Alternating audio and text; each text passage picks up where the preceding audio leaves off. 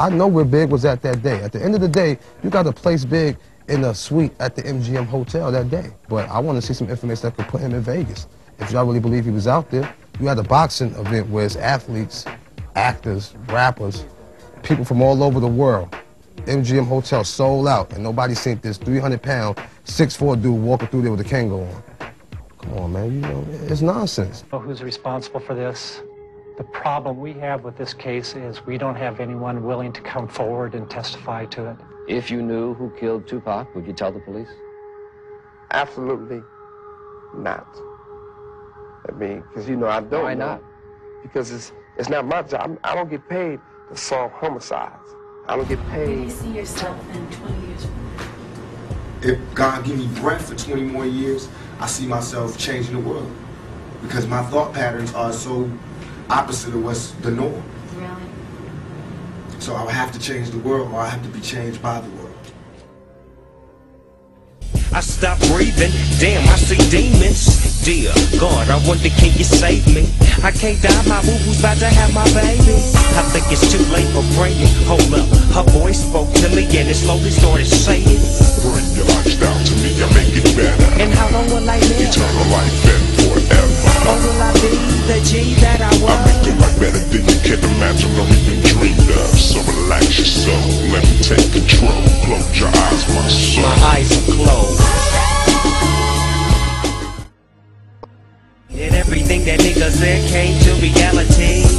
Living like a bungalow, I'm having money and blowing hella chronic smoke. I bought my mama a Benz, my boo-boo a Jag, and now I'm rolling in the nitrous AL dope Ray. Just remember who changed your mind, cause when the store said tripping, that ass is mine. East Coast, West Coast thing is something that the journalists and people are making just to get paid off this so it can drag out and everybody can have albums. They're perpetuating this so it can be drama.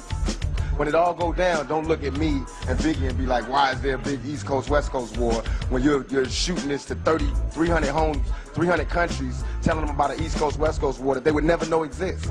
So that's where information becomes a problem. Take a close look at Snoop Dogg, because in days to come, Snoop knows there's something that's going to happen to Tupac. And the East Coast, West Coast thing is something that the journalists and people are making just to get paid off this so it can drag out and everybody can have albums. They're perpetuating this so it can be drama. When it all go down, don't look at me and Biggie and be like, why is there a big East Coast, West Coast war when you're shooting this to 300 homes, 300 countries, telling them about an East Coast, West Coast war that they would never know exists. So that's where information becomes a problem.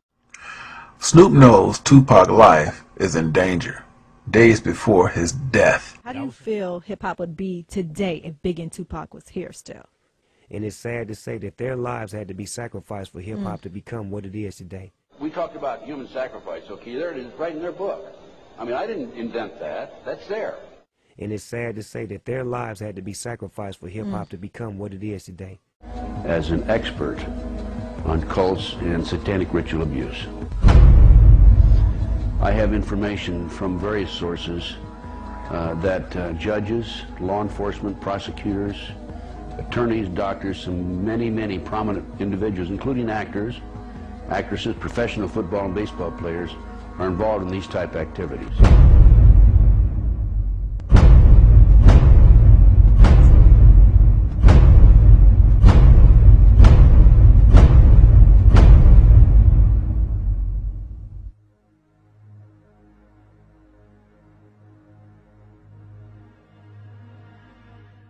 Your friend, George, took you and Roland to this mansion where people worshipped the demons. Mm-hmm. What was it like there? What kind of people were there?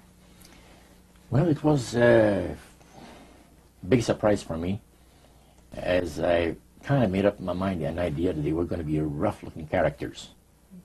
But as we entered the place, I was amazed to see that they were all very well-dressed, well-mannered, and that a lot of the people, as we were being introduced to people, were professionals, doctors, attorneys, a lot of business people. And see what they had a praise session to the gods, which is the spirit counselors, which are in charge of legions of spirits, of demon spirits.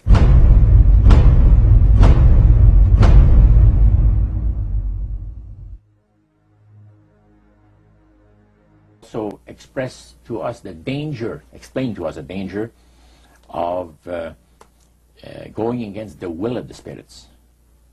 And he mentioned about this one man and his wife that live in a fireproof building in Montreal. The place burned right down within a minute. He was one of their members that had decided that, well, he wanted to think things over. He was not going to get initiated at a time that the spirit said he would like him to be initiated into the society. So in reality, Roger, you were chosen by high-powered demon spirits to be a part of their human special... To me, he's an activist. He was an activist, an activist, an activist. He wasn't just no rapper. He was an activist. This ain't no democracy. Pac knew that the elite was paying the government. The elite on the government, on the president, everybody else. Pac was talking about that shit, and they didn't want to hear that shit. They didn't want no young black brother telling these black people in the ghetto that your strings is being pulled by a committee of 300. Money and women, the funny beginnings, tragic endings. I can make a million and still not get enough for spending. And since my life is based on sinning, I'm hell-bound. Rather be buried than be buried, living hell down. My game plan to be trained in military mind of a thug lord sitting in the cemetery. I've been lost since my adolescent, calling for Jesus, holding as a youngster, wondering if you see this. Nah, I call this one for the public. If they ever come get me for some bullshit and I don't want to go to jail, which I don't, I got this phobia. I ain't going to jail. Not unless I want to. Not unless I did something. I'll go. But I ain't finna go for nothing, you know what I'm saying? So if they come for me, I'm putting a 90 rounder in. They made me I'm focusing on changing the world, whatever I can do to achieve more, to be a better person, to make more money, and to get myself to a position in this business where I don't have to take as many orders, and I can give a few, and I can give back. That's what I'm trying to do. I'm setting out one lone young black male with the stack against me against the world, with about 30 cases. They're all getting dropped, and then I'm going to take the world over. Half my fans are white. They listen just as much as the black fans. My fans know that I'm real. I was 22. I felt like now I got every man in America wants to know what I want to do. How you gonna be a man and we start? Wants to know what's my plan, and I was scared. All of a sudden, I got the whole world fearing me. There is absolutely no reason for a record like this. They're trying to stop me. I felt like a target. If we have a homicide and we know that it was something that was planned, we're going to start interviewing people, whether it's weeks, months, or years prior, basically whatever it takes to find the inception of that plan. Whose idea was it to kill this person? Why did they want them dead? And when did they start talking about it? To me, prior to leaving, was he's not going to be in Vegas. I don't have to worry about him showing up, and don't worry about it because he won't be there. He did not want to go to Vegas. Matter of fact, he fought off going to Vegas all the way to the last second. And when I got there, I was surprised to see him there, because he had told us that he was not going there with, his words, them sellout niggas. I was told by another one of our security guards that was a bodyguard that he had escorted Pac to the airplane as they were leaving New York. And Tupac told him, specifically told him, that he was a dead man walking. Suicidal on the tier, taking private planes, trying to survive the game. For all my homies that'll never be alive again. All they promise us is death, nigga. Take a breath, could be the last one left, nigga. It's real now, feeling and fantasize. Ain't nothing colder, listen, you can hear it. Right, told us not to carry any weapons. Never have they told me to leave my weapons, either in my room or my car. So they were asking us to guard Pac and Suge and everyone else completely armed. We had never been told to leave our weapons. Why would I leave my weapons in a vehicle or in the hotel room, and I'm personally guarding Pac in one of the most hottest places to be? And what that's going to make it is a bodyguarding incident where you would be, only thing you would have on you is your person. And Michael Moore made the biggest hoorah about the weapons. I informed Reggie that I wasn't taking my weapon off for no one. My gun did not belong to Right Way. It was my personal gun, and I was going to carry it, and that's what I did. We had a dinner meeting, make that a lunch meeting, and thank God it's Fridays, I believe, in Las Vegas.